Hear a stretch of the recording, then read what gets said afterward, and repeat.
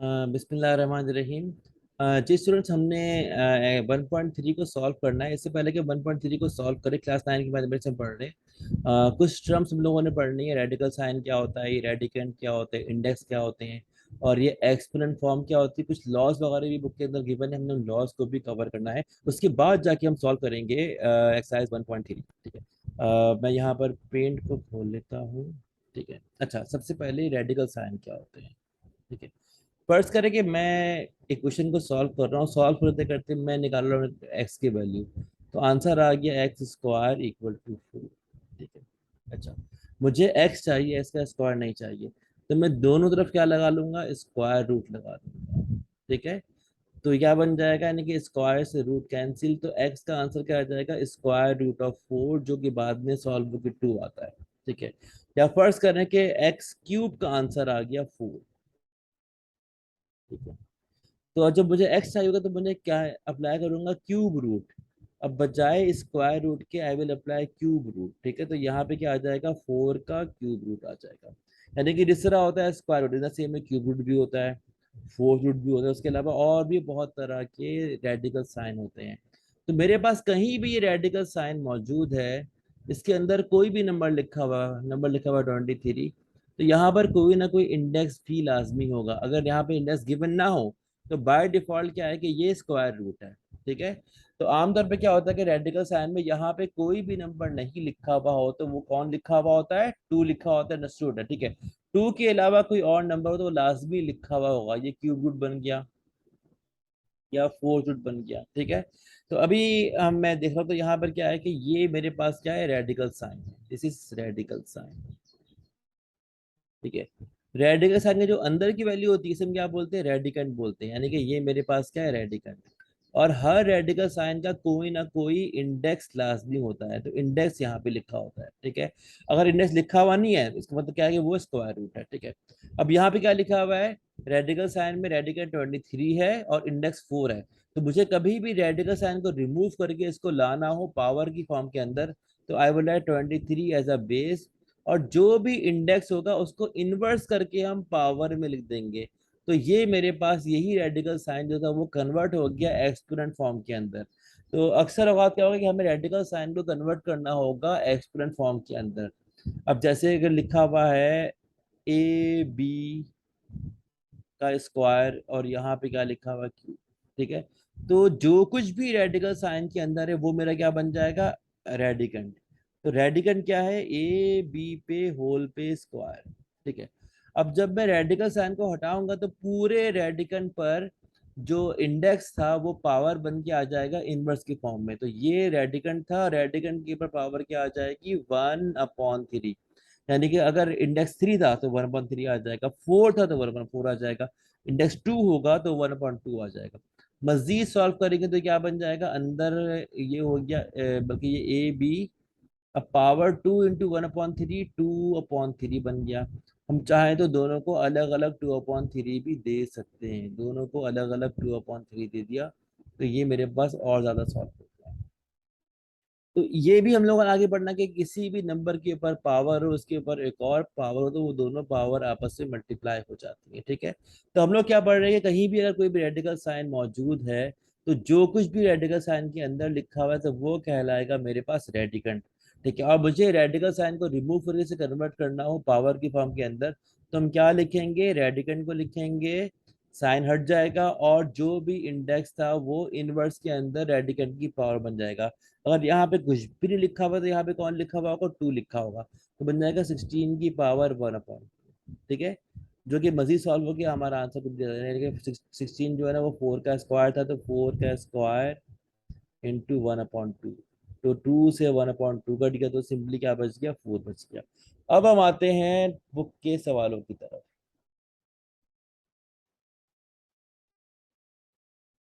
जी,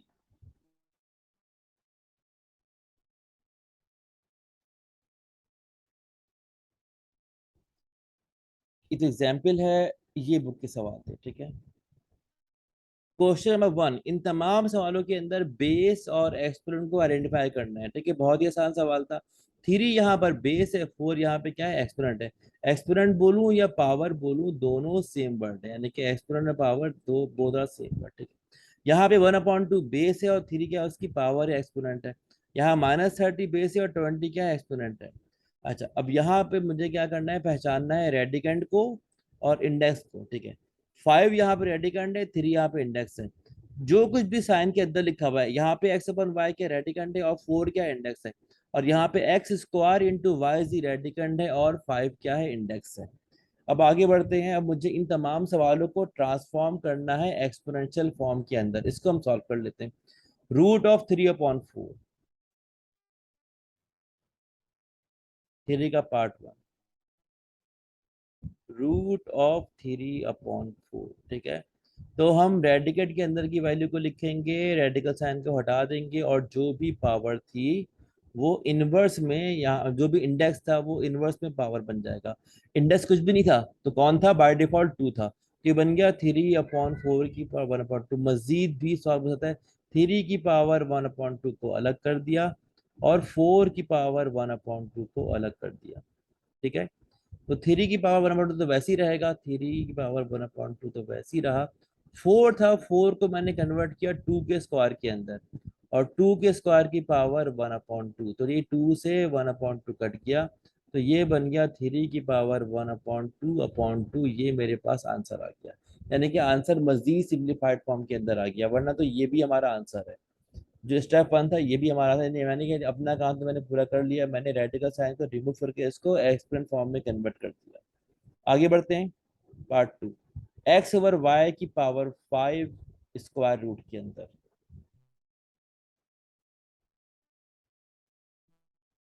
x/y की power 5 और ये स्क्वायर रूट के अंदर। मैं ऐसे बोल रहा हूँ स्क्वायर रूट, असल में यहाँ पे इंडेक्स नहीं लिखा हुआ, तो बाय डिफॉल्ट क्या लिखा होगा, 2 लिखा होगा, इंडेक्स ना लिखा हुआ, वरना लास्ट में इंडेक्स लिखा हुआ होगा। तो जो कुछ भी रेडिकल साइन के अंदर है विद देयर पावर वो बन जाएगा रेडिकन।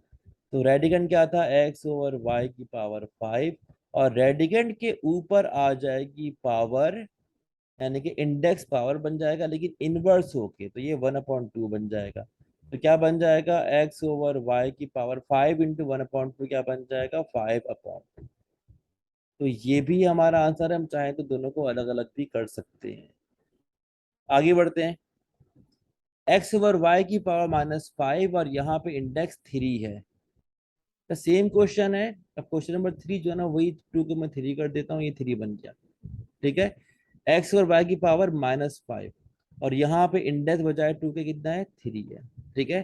तो हमने क्या करना है, जो कुछ भी साइन के अंदर लिखा हुआ था वो क्या है, रेडिकंड। रेडिकेट को लिखने के बाद पावर जो है ना, वो जो इंडेक्स है वो 1 अपॉन करके पावर में आ जाएगा, इनवर्स है, 1/3 आ जाएगा।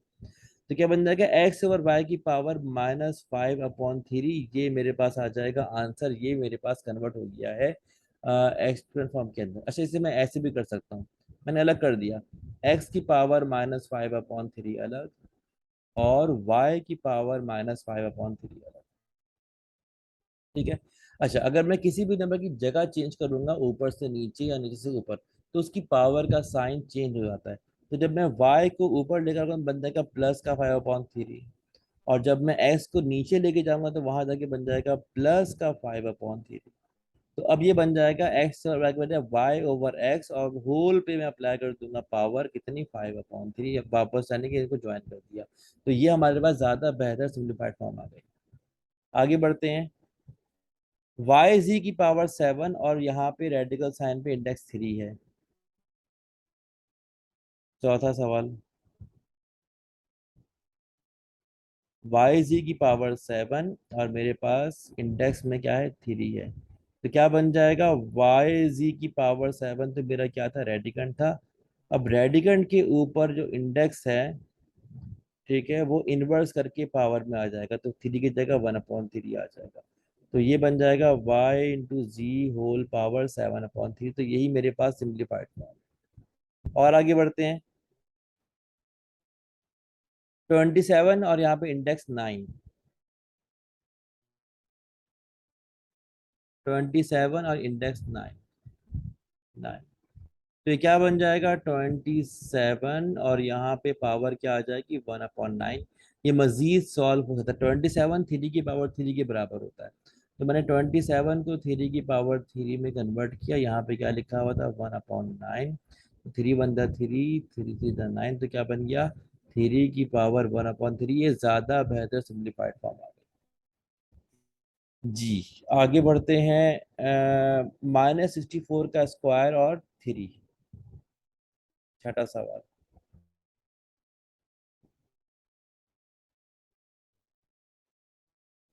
जी, पार्ट सिक्स हमारे पास क्या है,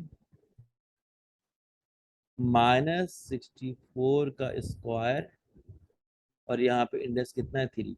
अच्छा, ये -64 का स्क्वायर है, तो अगर किसी भी नेगेटिव नंबर की पावर इवन होगी तो वो नेगेटिव जो नंबर था वो पॉजिटिव ही बन जाता है।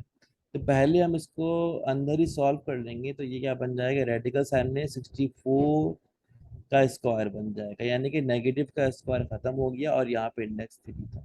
ठीक है, अब हम इसको रिमूव कर देंगे रेडिकल साइन को, तो क्या बन जाएगा 64 का स्क्वायर, और पावर क्या आ जाएगी 1/3। ठीक है, 64 जो होता है वो 4 के क्यूब के बराबर होता है। ठीक है, तो इसे मैं मजीद सिंप्लीफाई कर रहा हूँ, 64 का स्क्वायर था तो मैंने क्या कर दिया 64 को कर दिया 4 का क्यूब। अब ये 4 का क्यूब का स्क्वायर है, और उसके ऊपर पावर क्या आ रही है 1/3।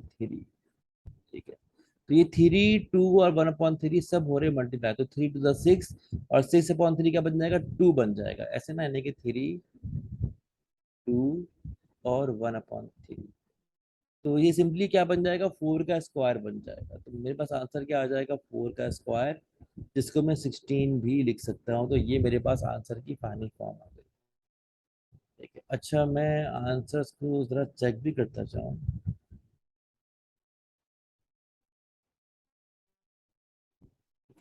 अच्छा, ये बुक में किसी भी सवाल को जो है ना, इस किसी भी सवाल के आंसर को सिंपलीफाई नहीं किया है, हालांकि मैं सिंपलीफाई भी कर रहा हूँ।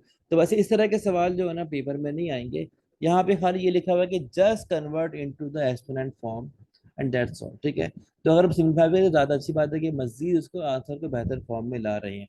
जैसे यहाँ पे आंसर सिंपली क्या है -64 की पावर 2/3। ठीक है, लेकिन हमारा आंसर कितना आ गया है 4 आ गया, 16 आ गया।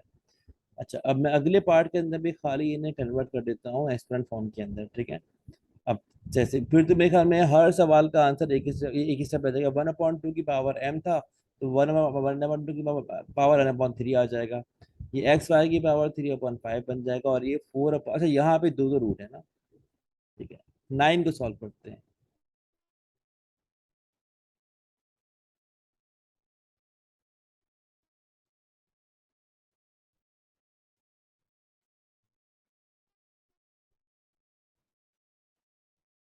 9 में क्या है,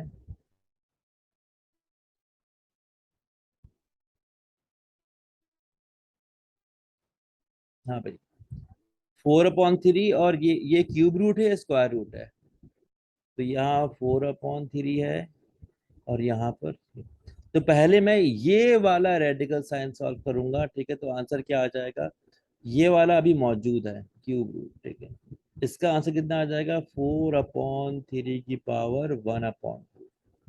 ठीक है, अब मैं दोबारा यानी कि सॉल्व करूंगा, तो अब मैं अगला वाला साइन हटाऊंगा, तो 4/3 की पावर 1/2 तो पहले से ही यहाँ पे लिखा हुआ था, अब ये बन जाएगा रेडिकन, और पावर क्या आ जाएगी ऊपर 1/3। तो 1/2 × 1/3 क्या बन जाएगा 4/3 की पावर 1/6। ये मेरे पास आंसर आ गया, 4/3 की पावर 1/6। ठीक है, आगे बढ़ते हैं अगले क्वेश्चंस की तरफ। अच्छा, अच्छा, अब इन सवालों में उल्टा काम करना है, यानी कि इन सवालों को वापस रेडिकल फॉर्म में कन्वर्ट करना है। तो रेडिकल फॉर्म में कन्वर्ट करने के लिए जो भी नंबर था ना वो इनवर्स में ऐसे ही लिखा हुआ हो कि ऊपर सिर्फ वन हो, वन के अलावा कुछ और ना लिखा हो, तो वो बहुत ही इजीली वापस रेडिकल फॉर्म में कन्वर्ट हो जाएगा। अब नंबर क्या है 5 की पावर 3 × 1/7। करते हैं सॉल्व।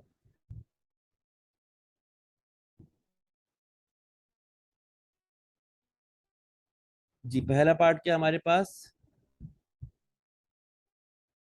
5 की पावर 3 इंटू 1/7। ठीक है।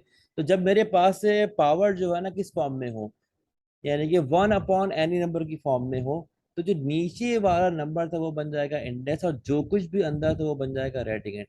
तो अगले स्टेप में 5 की पावर 3 क्या बन जाएगा, रेडिकेंट, और 7 बन जाएगा इंडेक्स।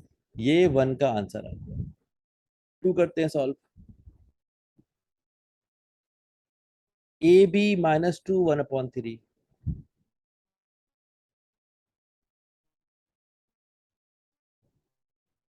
AB-2 और अंडर रूट तो नहीं है, अपॉन 1/3।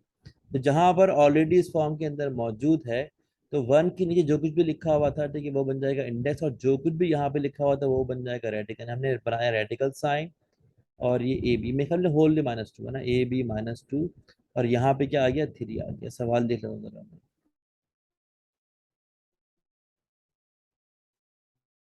हाँ, नहीं नहीं, A × B × -2 है, तो मैंने बिल्कुल ठीक किया है, यानी कि A पर -2 नहीं है, सिर्फ B पर -2 है। ठीक है, तो यहाँ पर ये चेंजेस करनी पड़ेगी। AB-2, और यहाँ पे इंडेक्स 3 आ जाएगा। ये मेरा आंसर आ गया। थर्ड सवाल सॉल्व करते हैं। 5/7 3 × 5/7।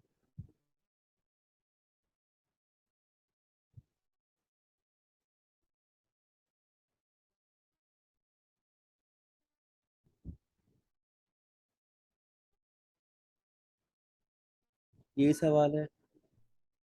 ठीक है। अब देखिए, यहाँ पे मैं इसको अभी फिलहाल रेडिकल साइन में कन्वर्ट नहीं कर सकता। क्यों? यानी कि ये पावर में ऊपर 1 आना जरूरी है। ये लिखा हुआ 3 × 5/7, तो मैं काम करता हूँ, 5 को मैं अंदर ले लूंगा। यानी कि यहाँ पे पावर क्या लिखी हुई, 3, और ऊपर क्या लिखी हुई, पावर 5/7। तो I can write like this, यानी कि 3 × 5 को मैंने अलग कर दिया, मल्टीप्लाई बाय 1/7। तो मैं 5 को ले लूंगा अंदर। ठीक है, तो ये क्या बन जाएगा, 5/7, और ये बन जाएगा 3 × 5, जो बन जाएगा 15, और यहाँ पे क्या आ जाएगा, 1/7। अगले स्टेप में क्या हो जाएगा, ये बन जाएगा 5/7, इसकी पावर 15, और इस होल पे पावर क्या आ जाएगा, 1/7। अब ये रेडिकल साइन में कन्वर्ट हो सकता है। ठीक है, तो जो कुछ भी यहाँ पे लिखा हुआ था वो क्या बन जाएगा, रेडिकेंट। क्या लिखा हुआ है, 5/7 की पावर 15, और यहाँ पे 7 क्या बन जाएगा, इंडेक्स। तो अगर मेन पावर लिखी हुई हो 5/7, तो ये रेडिकल साइन में कन्वर्ट नहीं हो सकता जब तक यहाँ पे 1 ना आ जाए। ये 1/3 होगा, 1/4 होगा, 1/9 होगा, 1/12 होगा, तभी वो जो नीचे वाली वैल्यू थी वो बन जाएगी इंडेक्स। ठीक है, तो यहाँ पे 1 आना जरूरी है। 1 नहीं तो पहले 1 करेंगे। तो मैंने 5 को अंदर कर दिया, तो ये बन गया 3 × 5, और ये बन 1/7। ठीक है, ये 7 लिखा हुआ है। आगे बढ़ते हैं। जी, A/B की पावर -M/2। A/B की पावर -M/2। ठीक है। अब ये M माइनस साइन समेत मैं अंदर कर लूंगा, ताकि यहाँ पे कौन आ जाए, 1 आ जाए। यहाँ पर -M नहीं आना चाहिए, तो मैंने क्या किया, A/B, इसकी पावर ले ली -M, ये अंदर कर दी, और बाहर क्या आ गया, 1/2। यानी कि जब तक ये 1/फॉर्म की आंसर में नहीं होगा, ये इंडेक्स के अंदर कन्वर्ट नहीं होगा। अब A/B की पावर -M मेरा बन जाएगा रेडिकंड। A/B की पावर -M, और 2 बन जाएगा इंडेक्स। अगर ना लिखेंगे तब भी चलेगा, बिकॉज 2 इज अंडरस्टूड, यानी कि स्क्वायर रूट ऑफ A/B की पावर -M। ये मेरा आंसर आ गया। टाइम। अच्छा, यहाँ पर A/B की पावर +M क्यों आ रहा है, सवाल की तरफ देखते हैं। हाँ, ये असल में B/A लिखा हुआ है ना, A/B नहीं लिखा हुआ है, हमें सवाल दिखा। ठीक है, तो सवाल में क्या लिखा हुआ, B/A। इसको मैं यहाँ पे ऐसे कर देता हूँ ना। सवाल में क्या लिखा हुआ था, B/A, और पावर क्या आ गई, -M। ठीक है, तो मैं A को ऊपर ले जाऊंगा और B को नीचे, तो यानी कि ये M की वैल्यू पॉजिटिव हो जाएगी। ठीक है, अगर मैं अलग कर देता हूँ, यानी कि बी की पावर माइनस एम को अलग कर दिया और ए की पावर माइनस एम को अलग कर दिया, ठीक है। ए की पावर नेगेटिव एम ऊपर आके बन जाएगा ए की पावर एम, और बी की पावर नेगेटिव एम नीचे जाके बन जाएगा बी की पावर एम। तो ये बन जाएगा ए ओवर बी और होल और पावर प्लस की एम बन जाएगा। तो यहाँ पे पावर एम प्लस इसीलिए हुआ कि मैंने इन दोनों की जगह चेंज कर दी, तो यहाँ पे पावर पॉजिटिव हो गई। ठीक है, आगे बढ़ते हैं क्वेश्चन की तरफ। ठीक है, 11/13 इंटू 12 नहीं, तो आंसर है ये ना, तो सवाल क्या है? 11/13 इंटू 12/13 और बाद में यहाँ पे क्या लिखा हुआ है, अपॉन 1/5।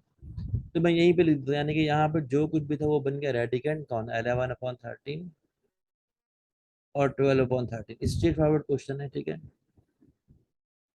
और 1/5 तो यहाँ पे 5 क्या आ गया, इंडेक्स आ गया, ये इसका आंसर आ गया। ठीक है, तो यहाँ पर हमारी 1.3 मुकम्मल हुई। इंशाल्लाह नेक्स्ट लेक्चर के अंदर हम 1.4 को पूरा कवर करेंगे, उसके बाद जाके हमारे जो अहम एक्सरसाइज है 1.5 और जो पेपर में ज़्यादा आते हैं हम वो कवर करेंगे। अल्लाह हाफिज़।